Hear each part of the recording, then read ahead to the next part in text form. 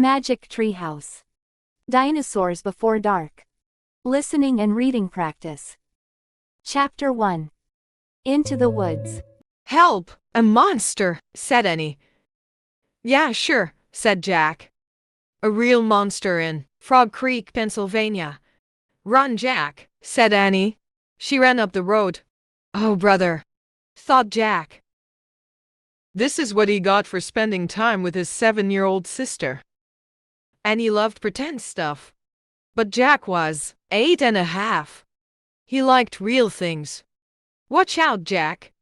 The monster's coming, said Annie. Jack didn't say anything. Come on, Jack. I'll race you, said Annie. No thanks, said Jack. Annie raced alone into the woods. Jack looked at the sky.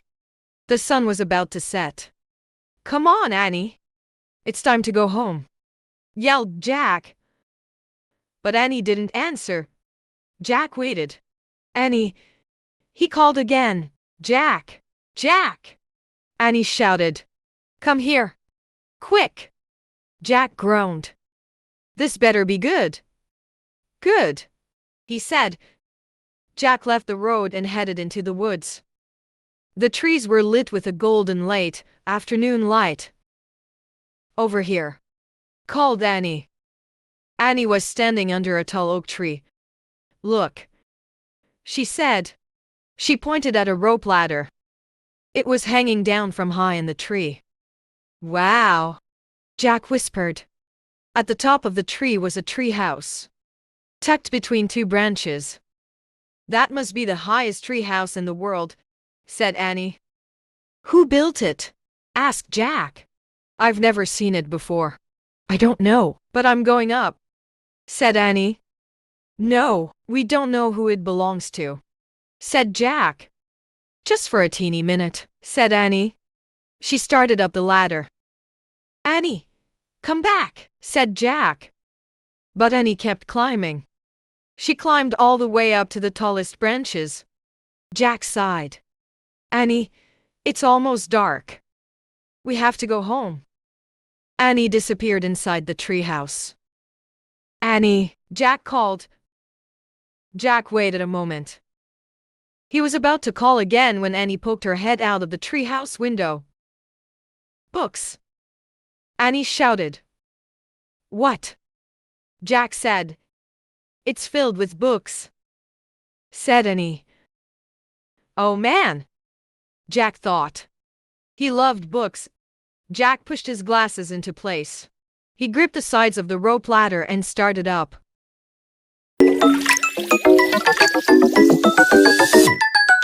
Chapter 2. The Monster. Jack crawled into the treehouse.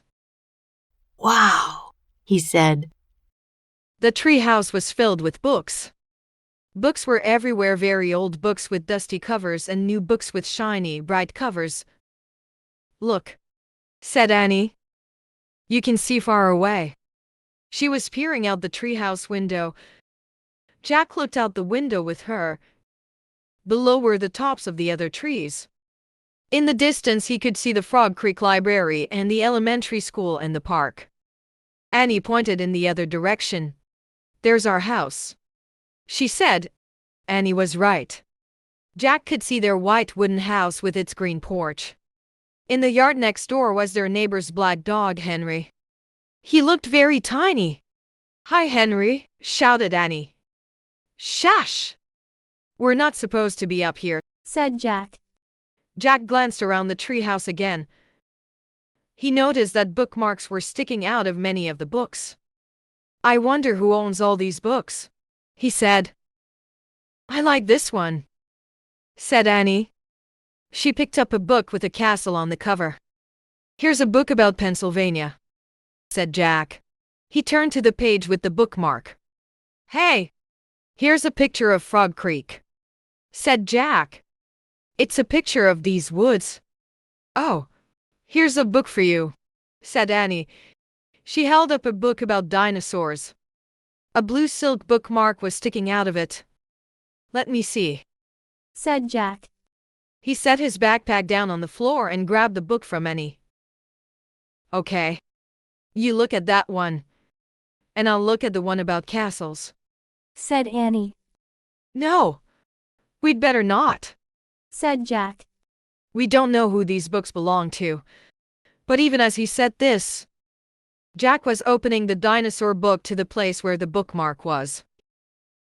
He couldn't help himself. Jack turned to a picture of an ancient flying reptile. He recognized it as a pteranodon. He touched a huge bat-like wings in the picture. Wow, Whispered Jack. I wish we could go to the time of pteranodons. Jack studied the picture of the odd-looking creature soaring through the sky. ah! Screamed Annie. What? Said Jack. A monster! Annie cried. She pointed out the treehouse window. Stop pretending, Annie, said Jack. No, really, said Annie. Jack looked out the window. A giant creature was gliding above the treetops. It had a long, weird crest on the back of its head, a skinny beak and huge bat-like wings. It was a real-life pteranodon. The creature swooped through the sky. It looked like a glider plane. It was coming straight toward the treehouse. Get down! Cried Annie. Jack and Annie crouched on the floor. The wind started to blow. The treehouse started to spin. It spun faster and faster. Then everything was still. Absolutely still.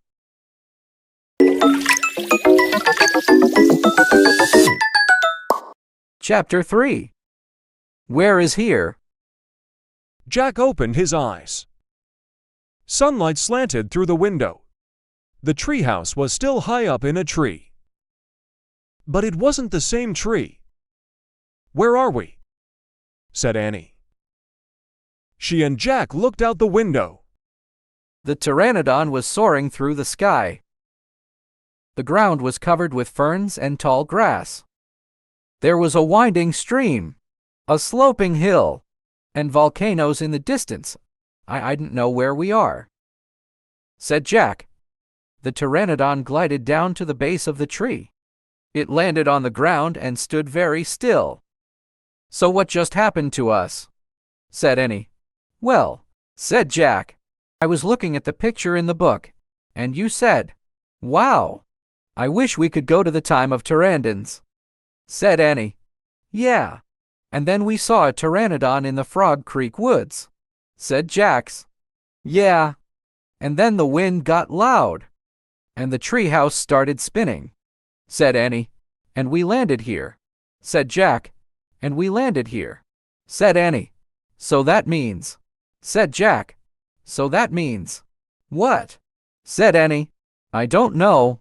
Said Jack. He shook his head. None of this can be real. Annie looked out the window again. But he's real, she said. He's very real. Jack looked out the window with her again. The pteranodon was standing at the base of the tree like a guard. His giant wings were spread out on either side of him. Hi, Annie shouted. Shh, said Jack. We are not supposed to be here. But where is here? Said Annie. I don't know, said Jack. Hi. Who are you? Annie called to the pteranodon. The creature just looked up at her. Are you nuts? He can't talk, said Jack. But maybe the book can tell us. Jack looked down at the book. He read the words under the picture. This flying reptile lived in the Cretaceous period. It vanished 65 million years ago with the dinosaurs. That's impossible, said Jack. We can't have gone to a time 65 million years ago. Jack, said Annie. He's nice. Nice? Said Jack. Yeah, I can tell, said Annie. Let's go down to him. Go down, said Jack, and he started down the rope ladder.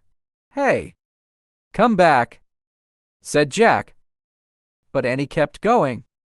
Annie, wait! Jack called. Annie dropped to the ground. She stepped boldly up to the ancient creature.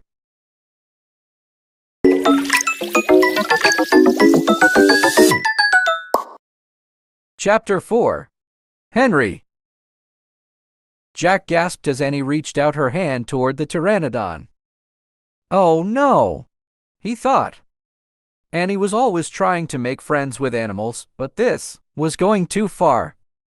Don't get too close to him, Annie, Jack shouted. Annie touched the pteranodon's crest. She stroked his neck. She was talking to him. What in the world is she saying? Jack wondered. He took a deep breath. Okay. He would go down too. It would be good to examine a pteranodon. He could take notes like a scientist. Jack started down the rope ladder. When he reached the ground, he was only a few feet away from the creature. The pteranodon stared at Jack. His eyes were bright and alert. He's soft, Jack, said Annie. He feels like Henry. Jack snorted. He's no dog, Annie. Feel him, Jack, said Annie. Jack didn't move. Don't think, Jack. Just do it, Annie said. Jack stepped forward. He reached out very cautiously. He brushed his hand down the creature's neck. Interesting, Jack thought. A thin layer of fuzz covered the pteranodon's skin. Soft, huh? Said Annie.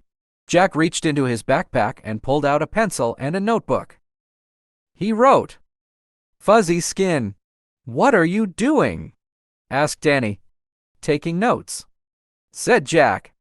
We're probably the first people in the whole world to ever see a real live pteranodon. Jack looked at the pteranodon again. The bony crest on top of his head was longer than Jack's arm. I wonder how smart he is, Jack said. Very smart, said Annie. Don't count on it, said Jack. His brain's probably no bigger than a bean. No, he's very smart. I can feel it, said Annie. I'm going to call him Henry. Jack wrote in his notebook. Small brain? Jack looked at the creature again. Maybe he's a mutant, he said. The pteranodon tilted his head. Annie laughed. He's not a mutant, Jack. Well, what's he doing here then? Where is this place? Said Jack, and he leaned close to the pteranodon. Do you know where we are, Henry? She asked softly. The creature fixed his eyes on Annie. His long jaws were opening and closing like a giant pair of scissors. Are you trying to talk to me, Henry? Asked Annie. Forget it, Annie. Jack wrote in his notebook. Mouth like scissors. Did we come to a time long ago, Henry? Asked Annie. Is this a place from long ago? Suddenly Annie gasped. Jack. Jack looked up.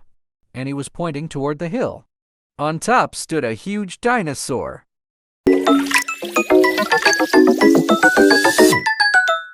Chapter 5. Gold in the Grass. Go, go, said Jack. He threw his notebook into his pack. He pushed Annie toward the rope ladder. Bye, Henry, she said. Go, said Jack. He gave Annie another push. Quit it, she said. But she started up the ladder. Jack scrambled after her. Jack and Annie tumbled into the treehouse. They were panting as they looked out the window at the dinosaur. It was standing on the hilltop, eating flowers off a tree. Oh man, whispered Jack. We are in a time long ago. The dinosaur looked like a huge rhinoceros with 3 horns instead of 1. It had 2 long horns above its eyes, and another one grew out from its nose. It had a big shield-like thing behind its head. Triceratops, said Jack. Does he eat people? Whispered Annie. I'll look it up. Jack grabbed the dinosaur book. He flipped through the pages. There, said Jack, pointing to a picture of a Triceratops. He read the caption. The Triceratops lived in the late Cretaceous period. This plant-eating dinosaur weighed over 12,000 pounds. Jack slammed the book shut. Just plant. No meat. Good, said Annie. Let's go see him up close. Are you crazy? Said Jack. Don't you want to take notes about him? Asked Annie. We're probably the first people in the whole world to ever see a real-life triceratops. Jack sighed. Annie was right. Okay, let's go, he said. Jack shoved the dinosaur book into his pack. He slung his pack over his shoulder. Annie started down the ladder, and Jack followed her. Just promise you won't pet him, Jack called down to Annie. I promise, said Annie.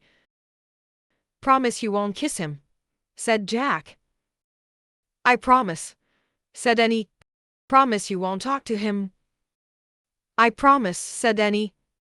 Promise you won't. Don't worry, said Annie. Annie and Jack stepped off the ladder. The pteranodon gave them a friendly look. Annie blew him a kiss. Be back soon, Henry, she called. Shh, said Jack, and he led the way slowly and carefully through the ferns. When Jack and Annie reached the bottom of the hill, they knelt behind a bush. Annie started to speak, but Jack quickly put his finger to his lips. Then he and Annie peeked out at the triceratops. The dinosaur was bigger than a truck. He was eating the flowers off a magnolia tree. Jack slipped his notebook out of his pack. He wrote, "Eats flowers." Annie nudged him. Jack ignored her. He studied the triceratops again. He wrote, "Eat slowly." Annie nudged him harder. Jack looked at her. Annie pointed to herself. She walked her fingers through the air. She pointed to the dinosaur. She smiled. Is she teasing? Jack wondered. Annie waved at Jack. Jack started to grab her. She laughed and jumped away. She fell into the grass in full view of the triceratops. Get back, whispered Jack. Too late. The big dinosaur had spotted Annie. He gazed down at her from the hilltop. Half of a magnolia flower was sticking out of his mouth. Oops, said Annie. Get back, Jack said again. He looks nice, Jack. Annie said. Nice? Watch out for his horns, Annie, said Jack. The triceratops gazed calmly down at Annie. Then he turned and lopped down the side of the hill. Bye, said Annie. She turned back to Jack. See? Jack grunted, but he wrote in his notebook. Nice. Come on, let's look around some more, said Annie. As Jack started after Annie, he saw something glittering in the tall grass. Jack reached down and picked it up. It was a gold medallion. A letter was engraved on the medallion. A fancy M. Oh man! Someone was here before us, Jack said softly.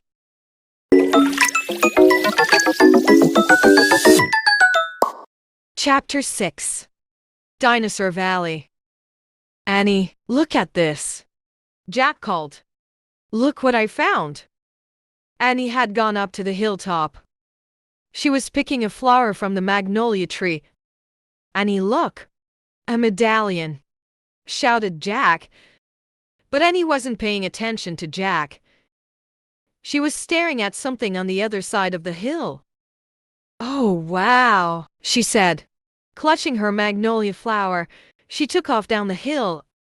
Annie, come back, Jack shouted. But Annie had disappeared. Oh, brother, Jack muttered. He stuffed the gold medallion into his jeans pocket. Then Jack heard Annie shriek. Annie, he said. Jack heard another sound as well, a deep, bellowing sound, like a tuba. Jack, come here, quick, Annie called. Jack raced up the hill. When he got to the top, he gasped. The valley below was filled with nests, big nests made out of mud. The nests were filled with tiny dinosaurs. Annie was crouching next to one of the nests. Towering over her was a gigantic duck-billed dinosaur. Don't panic, don't move, said Jack. He stepped slowly down the hill toward Annie. The huge dinosaur was waving her arms and making her tuba sound. Jack stopped. He didn't want to get too close. He knelt on the ground. Okay, move toward me. Slowly, he said. Annie started to stand up. Don't stand. Crawl, said Jack. Clutching her flower, Annie crawled toward Jack. Still bellowing, the duck-billed dinosaur followed her. Annie froze. Keep going, Jack said. Annie started crawling again. Jack inched farther down the hill, until he was just an arm's distance from Annie. He reached out and grabbed her hand. He pulled Annie toward him. Stay down, Jack said. He crouched next to her. Bow your head. Pretend to chew. Chew? Said Annie. Yes, said Jack. I read that's what you do if a mean dog comes at you. She's no dog, Jack, said Annie. Just chew, said Jack. Jack and Annie both bowed their heads and pretended to chew. Soon the dinosaur grew quiet. Jack looked up. I don't think she's mad anymore, he said.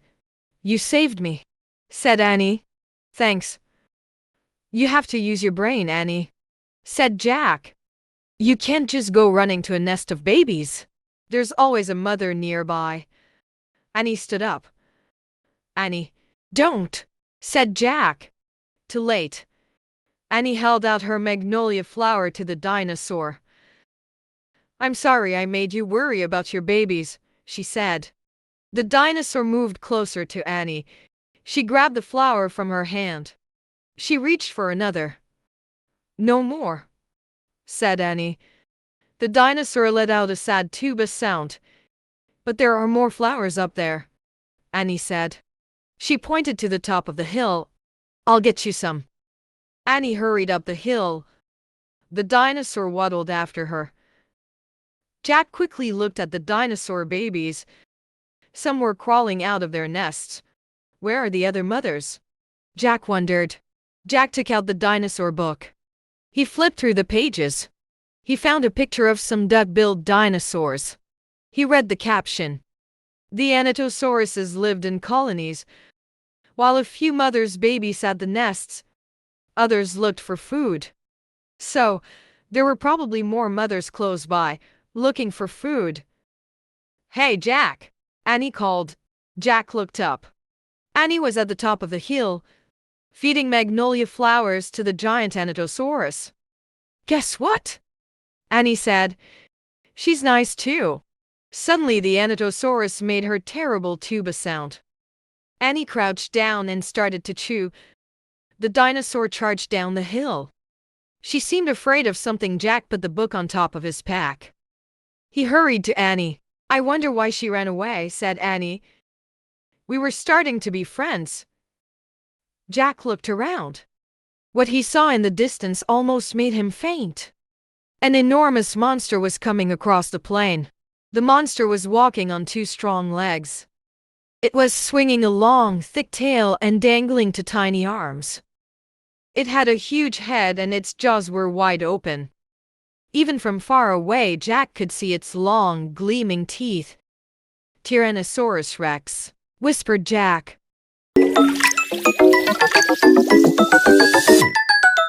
Chapter 7. Ready, set, go.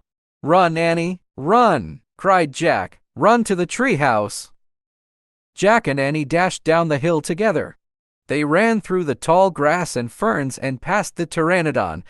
They scrambled up the rope ladder and tumbled into the treehouse. Annie leaped to the window. It's going away, she said, panting. Jack pushed his glasses into place. He looked out the window with Annie. The Tyrannosaurus was wandering off, but then the monster stopped and turned around. Duck, said Jack. The two of them ducked their heads. After a long moment, they peeked out the window again. Coast clear, said Jack. Yay, whispered Annie. We have to get out of here, said Jack. You made a wish before, said Annie. Right, said Jack. He took a deep breath. I wish we could go back to Frog Creek. Nothing happened. I said I wish, started Jack. Wait, said Annie. You were looking at a picture in the dinosaur book. Remember? Oh no. I left the book and my pack on the hill, said Jack. I have to go back. Forget it, said Annie. I can't, said Jack. The book doesn't belong to us. Plus, my notebook with all my notes is in my pack. And my. Okay, said Annie. I'll hurry, said Jack. He climbed quickly down the ladder and leaped to the ground. Jack raced past the pteranodon, through the ferns, through the tall grass, and up the hill. He looked down. His pack was lying on the ground. On top of it was the dinosaur book. But now the valley below was filled with anatosauruses. They were all standing guard around the nests. Where had they been? Did fear of the Tyrannosaurus send them home? Jack took a deep breath. Ready, set, go, he thought. He charged down the hill. He ran to his backpack. He scooped it up. He grabbed the dinosaur book. Jack heard a terrible tuba sound. Then another and another. All the anatosauruses were bellowing at him. Jack took off. He raced up to the hilltop. He started down the hill. He stopped. The Tyrannosaurus Rex was back. It was standing between Jack and the treehouse.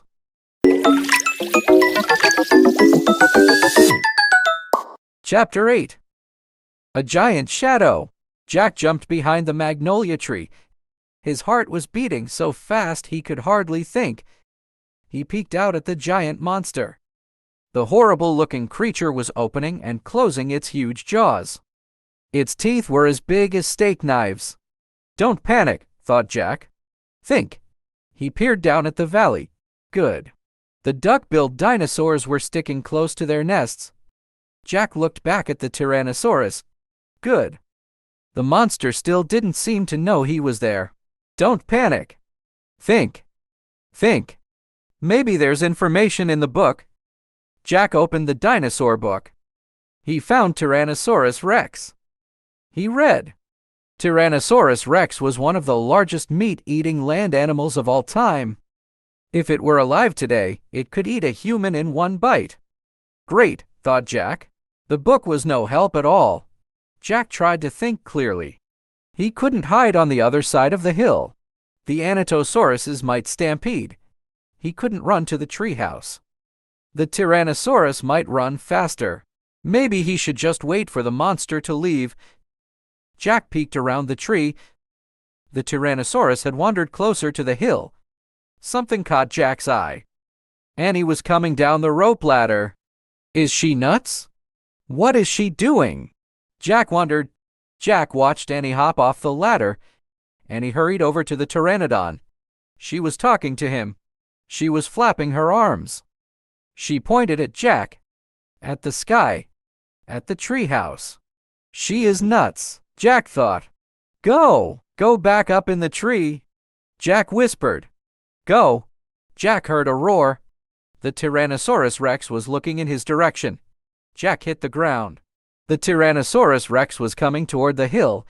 Jack felt the ground shaking. What should I do? Jack wondered. Should I run? Crawl back into Dinosaur Valley? Climb the magnolia tree? Suddenly, a giant shadow covered Jack. He looked up. The pteranodon was gliding overhead. The giant creature sailed toward the top of the hill. He was heading toward Jack.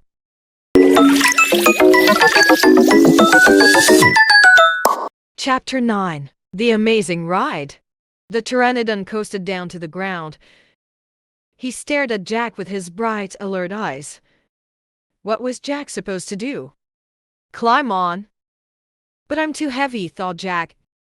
Jack looked at the Tyrannosaurus. It was starting up the hill. Its giant teeth were flashing in the sunlight.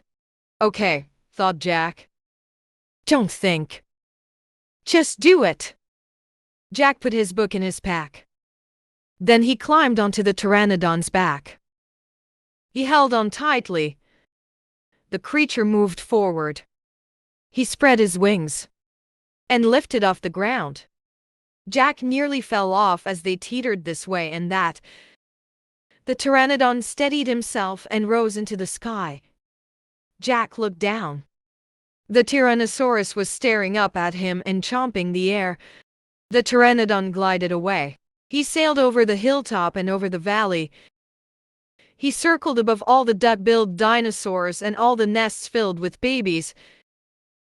Then the Pteranodon soared out over the plain over the Triceratops, who was grazing in the high grass. Jack felt like a bird. The wind was rushing through his hair. The air smelled sweet and fresh. Jack whooped and laughed. He couldn't believe it. He was riding on the back of an ancient flying reptile. The Pteranodon sailed over the stream and over the ferns and bushes. Then he carried Jack down to the base of the oak tree. When they came to a stop, Jack slid off the creature's back and landed on the ground. The Pteranodon took off again and glued it into the sky. "Bye, Henry," called Jack. "Jack, are you okay?" Annie shouted from the treehouse. Jack pushed his glasses into place. He kept staring at the Pteranodon. "Jack," Annie called. Jack looked up at Annie. He smiled. "Thanks for saving my life," he said. "That was really fun." "Thank Henry." "Not me," said Annie. "Come on, climb up." Jack tried to stand. His legs were wobbly. He felt a bit dizzy. "Hurry," shouted Annie. "It's coming." Jack looked around. The Tyrannosaurus was heading straight toward him. Jack bolted to the ladder. He started climbing. "Hurry, hurry," screamed Annie. Jack reached the top and scrambled into the tree house. "It's coming toward the tree," Annie cried.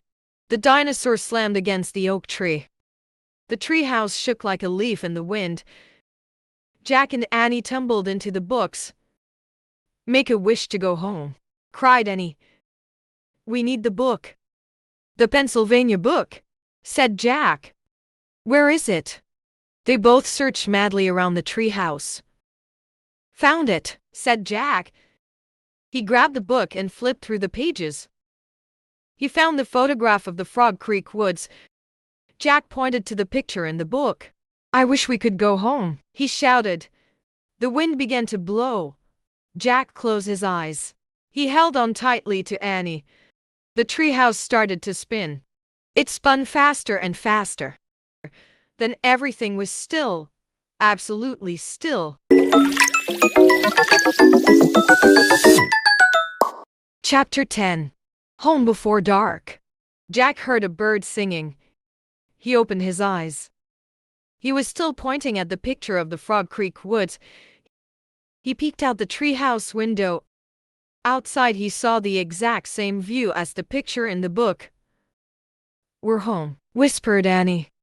The woods were lit with a golden laddie afternoon light. The sun was about to set. No time had passed since they'd left Frog Creek. "Jack! Annie!" A voice called from the distance. "That's Mom," said Annie. Jack saw their mother far away. She was standing in front of their house. She looked tiny. "Annie! Jack!" She called. Annie stuck her head out the window and shouted, "Coming." Jack still felt dazed. He just stared at Annie. "What happened to us?" he said. "We took a trip in a magic tree house," said Annie simply. "But it's the same time as when we left," said Jack. Annie shrugged. "How did it take us so far away?" said Jack. "And so long ago. You looked at a picture in a book and said you wish we could go there," said Annie. "And the magic tree house took us there." "But how?" said Jack. "And who built this magic tree house? Who put all these books here?" "A magic person, I guess," said Annie. "Oh, look," said Jack. "I almost forgot about this." Jack reached into his pocket and pulled out the gold medallion. "Someone lost this back there," he said. "In Dinosaur Land. Look, there's a letter M on it." Annie's eyes got round. "You think M stands for magic person?" She asked. "I don't know," said Jack. I just know someone went to that place before us. Jack! Annie! Their mom called again. Coming. Annie shouted again. Jack put the gold medallion back in his pocket. He pulled the dinosaur book out of his pack and put it back with all the other books. Then he and Annie took one last look around the treehouse. Goodbye, house, whispered Annie. Jack slung his backpack over his shoulders. Annie started down the rope ladder. Jack followed. Seconds later, they hopped onto the ground and started walking out of the woods. No one's going to believe our story, said Jack. So let's not tell anyone, said Annie. Dad won't believe it, said Jack. He'll say it was a dream, said Annie. Mom won't believe it, said Jack. She'll say it was pretend. My teacher won't believe it, said Jack. She'll say you're nuts, said Annie. We'd better not tell anyone, said Jack. I already said that, said Annie. Jack sighed. I think I'm starting not to believe it myself, he said. They left the woods and started up the road toward their house. As they walked past all the houses on their street, the trip to Dinosaur Time did seem more and more like a dream. Only this world and this time seemed real. Jack reached into his pocket. He clasped the gold medallion. He felt the engraving of the letter M. It made his fingers tingle. Jack laughed. Suddenly he felt very happy. He couldn't explain what had happened today, but he knew for sure that their trip in the magic treehouse had been real. Absolutely real. Tomorrow, Jack said softly, we'll go back to the woods. Of course, said Annie. And we'll climb up to the treehouse, said Jack. Of course, said Annie.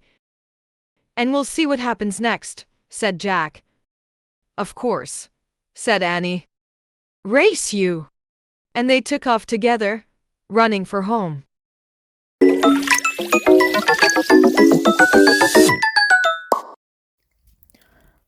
영상이 도움이 되셨다면 구독과 좋아요 부탁드립니다.